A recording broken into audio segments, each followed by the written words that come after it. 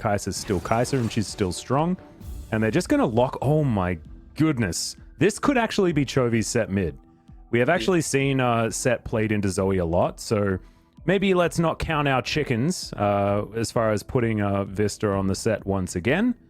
But let's just see where they decide to go. Is the Samira finally going to rear ahead? Yeah, with the Felios band, it looks like that's the path Kamiushi's going to take here as we round it out. No, he looks towards the Jhin instead, so a ton of poke damage on T1's lineup right now. Or Rel's going top lane. Yeah. I don't know whether Rel top is going to be what we want, though. Against a Camille, no way, right? That's insanely risky. I mean, just her not as a support just seems like a bad idea. Yeah, and even as a support, there are question marks for sure. I think this is going to be the set top lane. Keria will lock in the Alistar support. So they don't end up going for the tanky top lane, but they have a very strong tanky support that has extra peel. So the Alistar does fit the bill in terms of how these... Very, very scared of a potential shockwave, I think. As he should be. And still just pressed his F button. As Chovy's toying with him right now, just avoiding everything. Ellen, though, over on the side. Arthur going to get flashed on. Hextech ultimatum, and now the shockwave going to be used as a bit of a sombrero here for Chovy, and that works out just fine as they trade 1 for 1. The first kill for Hanwha Life of the season is now Canna. Tactical sweep. Morgan has a lot of grit. Yeah, he overextended, and it was the wrong play, but I actually respect the bravery. Uh-oh. Well, there's some bravery here as well. There's a very brave Camille, and she's brave all the way to the death chamber. Didn't work out super well, but good gank timing there from Arthur, and he's on the board as well. I feel like if Closer doesn't stay that aggressively too, that could have ever any massive pressures up. Hold that thought. Yep, Chovy gonna get exhausted. Can he actually get a flash out? The answer's no. Shockwave almost onto 4 people, but instead, he dies. Yeah, it looks like Morgan's teleport, like, so close to being ready, but not quite. And this is just a really late attempt. That was super late. Yeah. Sometimes you just want to crash down. And you do, and it's on the air. Almost like thinking. So far, as we're going to have a look at this gank one more time, Keria just says, goodbye, Chovy. Really nice headbutt. There's just no way out of this one, unfortunately, as godlike as Chovy is. It's a really solid very angle. close to landing that 4-man shockwave. Keria just hex flashes over the wall here, no fear.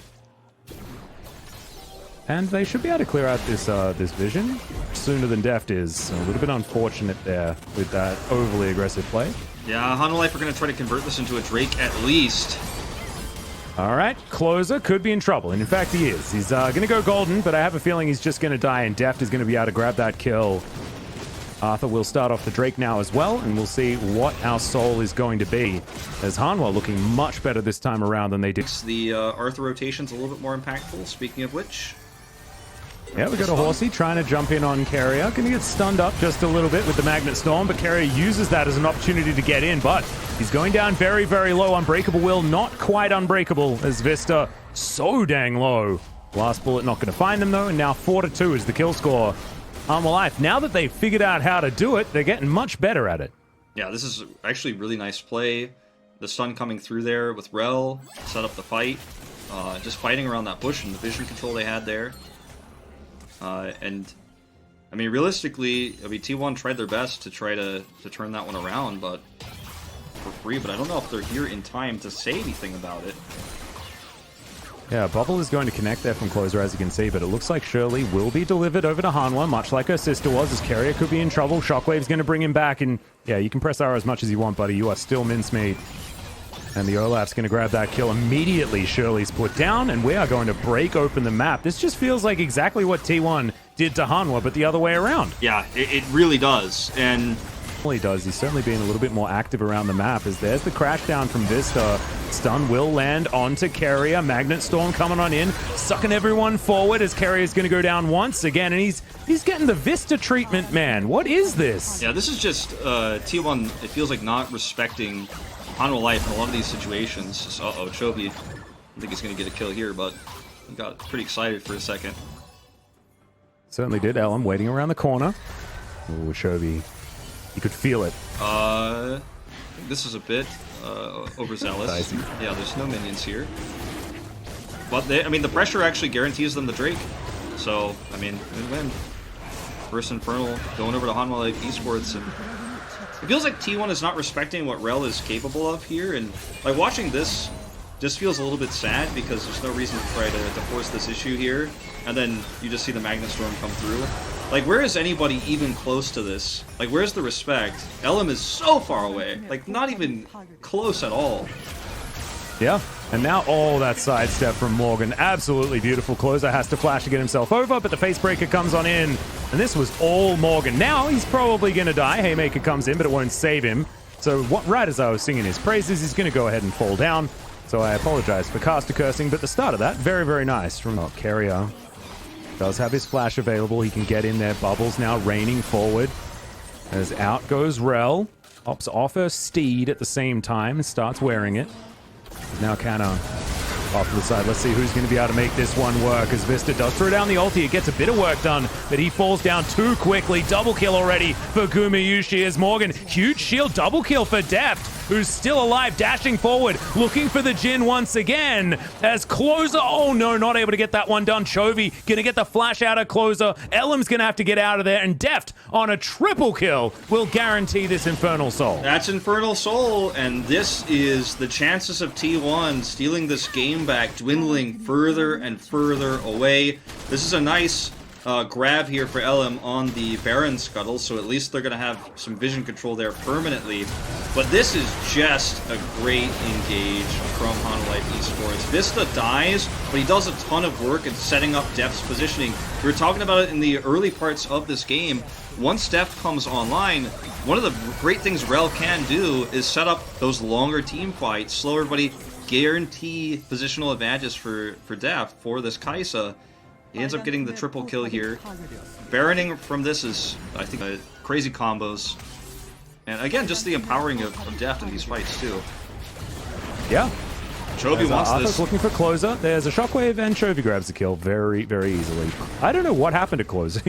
He's changed over these last two games. He's really been playing a little bit more aggressively than he really should be. Posturing around the Baron now. This Kana does have teleport. Arthur's already started it. Deft is going to join him as Ellen. He's going to face check, but there's a horse there. Carrier's going to join in as well. Deft immediately jumps on top of him. Teleport is going to be popped straight away, and Carrier is well and truly dead. Deft grabs that kill once again. I swear he's killed Carrier every time that he's died, just trying to send the thank you note back after game number one. Baron's going to be taken. We're teleporting to is bad news bears, but she just doesn't have any counter siege, right? Like, if you're there as Camille, what are you doing? You're standing there, threatening a hookshot or something like that. It's kind of, like I say, takes half of his health bar and damage just from poke that is unanswerable. And look at all these siege minions. There's 4 of them. Hanwha Life wants to win the game right now. They're not looking for potentially 3 inhibitors and a big lead. They want this to be over. Carrier's looking for the flank. Yeah, this game of tower defense is just so unfair for T1. There's just so much artillery as Carrier throws down the ultimate for almost no reason, but a huge 3-man pulverize. Where are the shockwaves? Where is the damage? And there it is from Hanwha Life Esports. Chovy's going to fall down, but so is Closer. Kana about to fall as well. A triple for the Kai'Sa, a triple for the Jhin, but unfortunately for Gumayushi, he's also headed straight for the Death Chamber, and we are going to game number 3. A very, very dominant showing from Hanwha Life Esports after nearly getting perfect game in our last match. They come into game 2, they have the better macro, they control vision, and the Rel pick ends up being fantastic. 1 and 2. As 29 minutes and 47 seconds. I believe the last one was about 30 minutes. But you can see it was a shutout when it comes to anything other than, a few kills and a couple of towers.